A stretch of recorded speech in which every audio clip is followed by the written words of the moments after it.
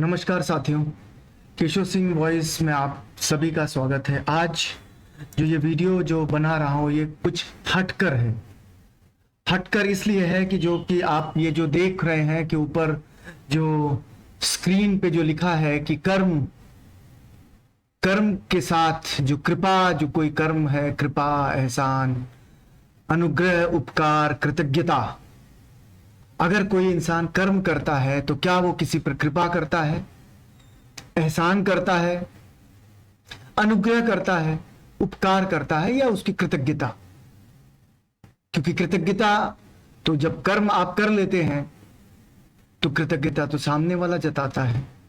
तो आज उसी पर एक छोटा सा जो अपनी एक सोच है, वो सोच मैं आप लोगों के सामने रखना चाहता हूं, बोलना चाहता हूं। और समाज में जो लोग इस तरह की सोच को रखते हैं, उन्हीं से सीखा है, उन्हीं से देखा है, उन्हीं से समझा है, और उन्हीं अनुभवों को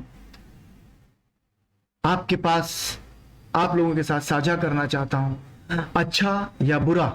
क्योंकि अनुभव अगर अच्छा होता है तो साझा नहीं होता, अनुभव अगर खराब होता है तो वो साझा किया जाता है। साझा इसलिए भी किया जाता है कि आने वाले लोग उसे सुने, उसे समझें, और इस तरह का अनुग्रह, कृपा या एहसान करने से बचे।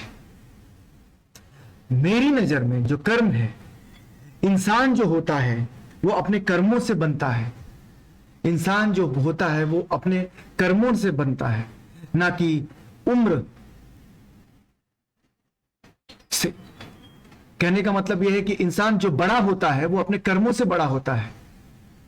कर्म ही उसे बड़ा बनाता है, ना कि उम्र।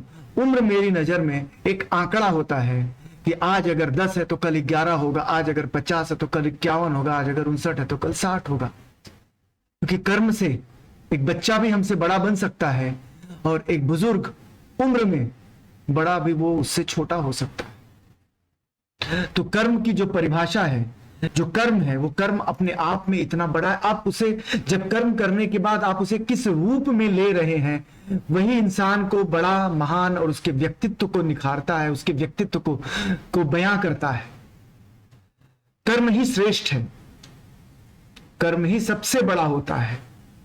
क्योंकि जब तक कर्म नहीं होगा आप कृपा की उम्मीद किसी से भी नहीं कर सकते।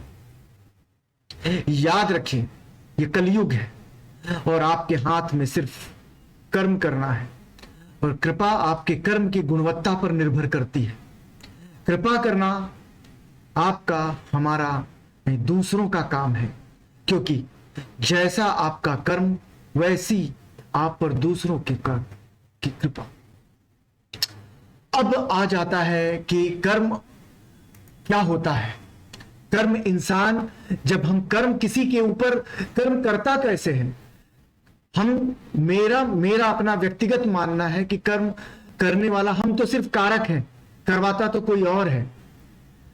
यदि आज आप और हम, यदि मैं आज सक्षम हूं तो ही मैं वो कर्म कर सकता हूं, और अगर नहीं हूं तो मैं नहीं कर पाऊंगा, कुछ हद तक कर पाऊं। लेकिन यदि कर्म करने के बाद किसी पर कोई कर्म करें और फिर हम उसका एहसान जताएं, कोई अनुग्रह करें, तो वो किया गया कर्म वो फलीभूत नहीं होता। इसे हम इस तरह से भी कह सकते हैं कि किसी का जो भाव स्थिति है, उस भाव को हम कैसे समझें, उस भाव को कैसे जाने। इसके कई भाव हैं। पहला भाव, मदद या सहायता करना।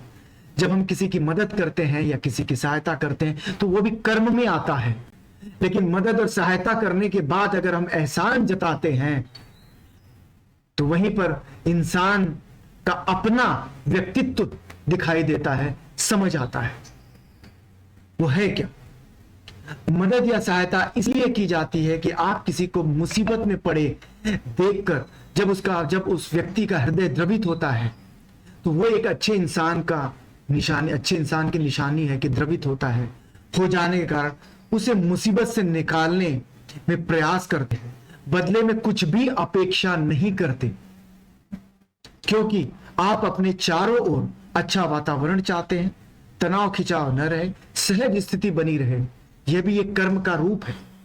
मदद करना किसी का भी कर्म का रूप है, लेकिन उसके पीछे की जो मंशा होती है वही सब कुछ दर्शाती है। अब इसी का दूसरा भाव है, सहायता करने वाला यह दर्शाता है या कि सहायता प्राप्त व्यक्ति व अन्य लोग मुझे भला कहें, मुझे भला आदमी कहें, मुझे आदर करें, मुझे प्रेम करें, मुझे समाज में 4 लोगों के सामने मेरी प्रशंसा करें। जब वो इन सब को सोचकर जब वो ये कार्य करता है तो वो इंसान स्वार्थी कहलाता है। ये दूसरा भाव है। समाज में स्वार्थ के लिए किया गया कार्य, जो वो अगर वो किसी की मदद भी कर रहा है तो वो कर्म तो कर रहा है, लेकिन वो कर्म भी स्वार्थ के लिए कर रहा है। अब तीसरा भाव, किसी व्यक्ति के आसपास मुसीबत का जाल निर्मित किया जाए जिसमें फंसकर व्यक्ति सहायता मांगे, उसे सहायता प्रदान कर मानसिक कैद से लेकर दबाव में रखा जाए और वह एहसानमंद हमेशा बना रहे। यह भी एक व्यक्तित्व है। लेकिन ये जरूरी नहीं है कि हम उसका जाल बुने। वो व्यक्ति अगर मुसीबत में है और हम अगर उसका कोई उसके कर्म कर रहे हैं, हम उसकी मदद कर रहे हैं, एक अच्छा व्यक्तित्व होता है उसकी मदद करना। लेकिन अगर यदि वो मदद एहसान के रूप में किया जाए, हम वो सोचें कि वो जिसकी मैं मदद कर रहा हूं वो जन्म भर ताउम्र वो हमारा एहसान माने, तो ये उस तीसरे मनोभाव में आता है। यही उसकी मानसिक विक्षिप्तता कहलाती है, क्योंकि वो हमेशा ये चाहता है कि ये व्यक्ति मेरा हमेशा एहसानमंद बना रहे, जो अपने आप में सही नहीं है। क्योंकि जो मैंने पढ़ा है कि नेकी कर और दरिया में डाल, सामने किसी के उस फल की वो अपेक्षा मत करो कि वो मेरे लिए क्या करे, वो मैं भाग।